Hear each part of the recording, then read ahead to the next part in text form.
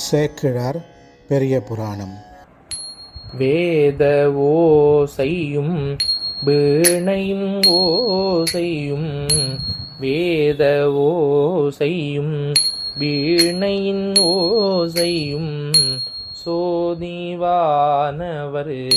தோத்திர ஓசையும், சோதிவானவர் தோத்திர ஓசையும், மாதர் ஆடல் மணிமுழவோசையும், மாதர் ஆடல் மணிமுழவோசையும்,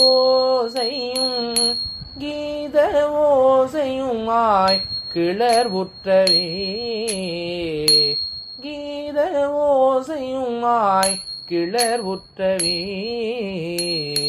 கீத ஓசையுமாய் கிளர்வுற்றவே.